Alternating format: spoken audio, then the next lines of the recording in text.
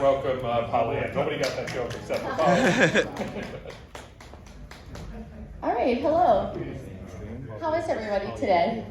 Great. All right, yeah, I need y'all to interact with me for a little bit. Just like put your arms up for a second and say hello. Hey, all right, good. We're here together. Awesome. My name is PolyAnnie. I'm an erotic artist and adult content creator. I've been into the adult NFTs since 2020. And so, yeah, that's what we're going to talk about today, is the landscape of adult NFTs at this time. It's been an interesting journey the last 4 years. Yeah, so we're going to go through who's doing what, what projects are building in the adult industry NFT space. We're going to talk about the unique needs and obstacles of this space, because it is a little bit different when you're working with adult content. But it is, in my networking and hanging out with people and talking about the adult NFTs, I feel like my best explanation is well, they're just like any other NFTs, but they have adult content. And what I'm talking about is not so much the nude arts or nude photography, but actually how the porn industry and sex workers and online adult content creators are using NFTs. So we're going to talk about the needs, the obstacles, and the possibilities. All right, so what's currently being done and what has been done? So some of the projects that I found and that I work with, TreatDAO, they're on the BSC chain. They had an NFT marketplace. It's currently undergoing some renovations and repairs. So what happened was in 2021, when everybody was all excited about NFTs, a lot of development happened in the adult NFT space.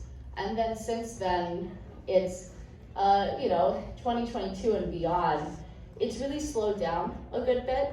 So marketplaces that did exist for adult content NFTs don't, a lot of those have shut down. And, a lot of the focus is gone from, NFT marketplaces to doing a subscription style sites similar to OnlyFans, but utilizing crypto.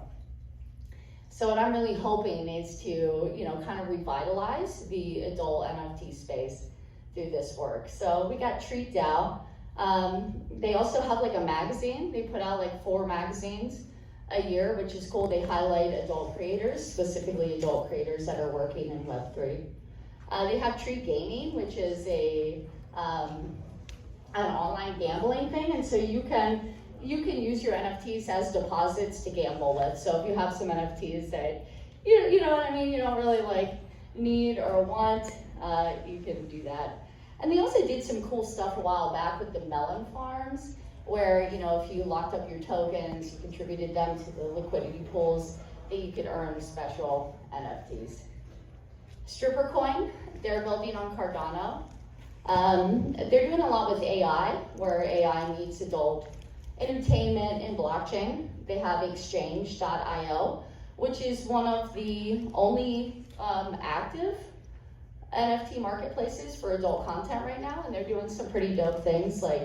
I just released a collection on there. If you collect a piece, you get access to special content, exclusive content that goes with that.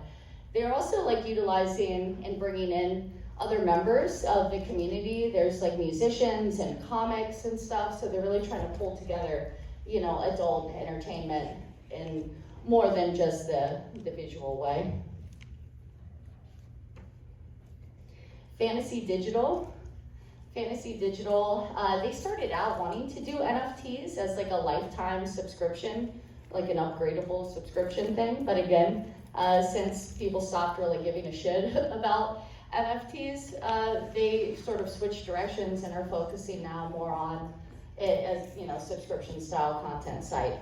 But they do metaverse events, and currently we are having an adult NFT mega Decentraland event right now, where you can go and see over 60 different adult content NFTs, and it sort of like has like the history as well. So if you're interested in that, yeah, come and find me afterwards. I'll direct you where you can go and see that stuff. Spankchain is one of the oldest ones. They released the Spankchain Pop Shots. There's been 3 different editions of those, which are really cool. It was a really great concept and a great idea. It's like if you mint it, it's like a surprise pack. You get 5 different NFTs. If you hold those NFTs, you can see the full video. So they sort of play as like a GIF kind of format, but if you have it, you can watch the full video. Front Fans uses NFTs as a loyalty program for their token holders. So if you hold a certain amount of the FanX tokens, you get revenue share from that site, which is very similar to something like OnlyFans.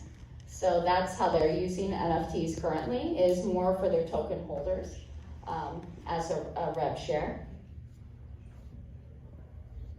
There's the Camore collection, which is pretty cool. That's an independent effort from one of the pioneers in webcamming.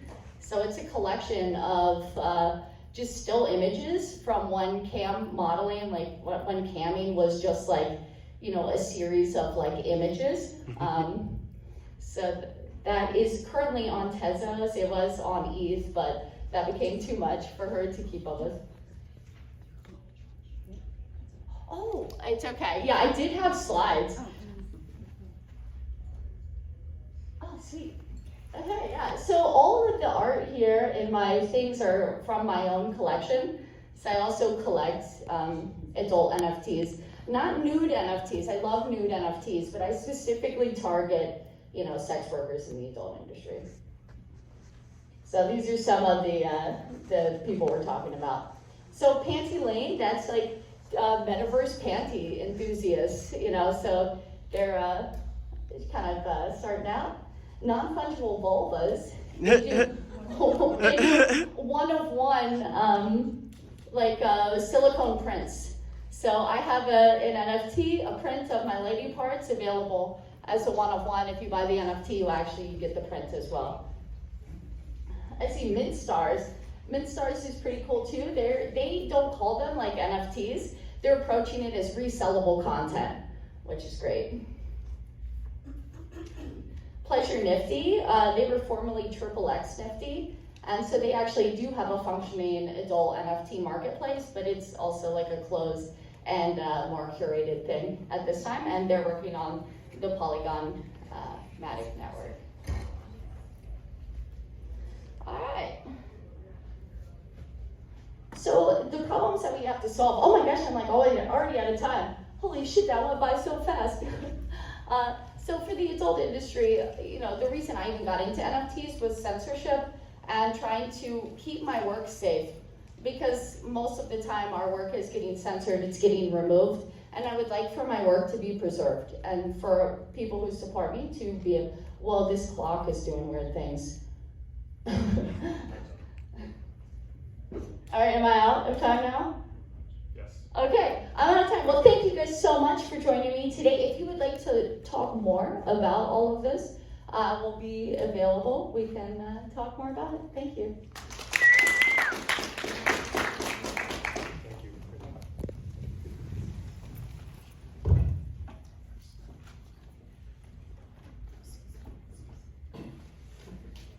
All right, thanks everyone. Thanks, PolyAnnie.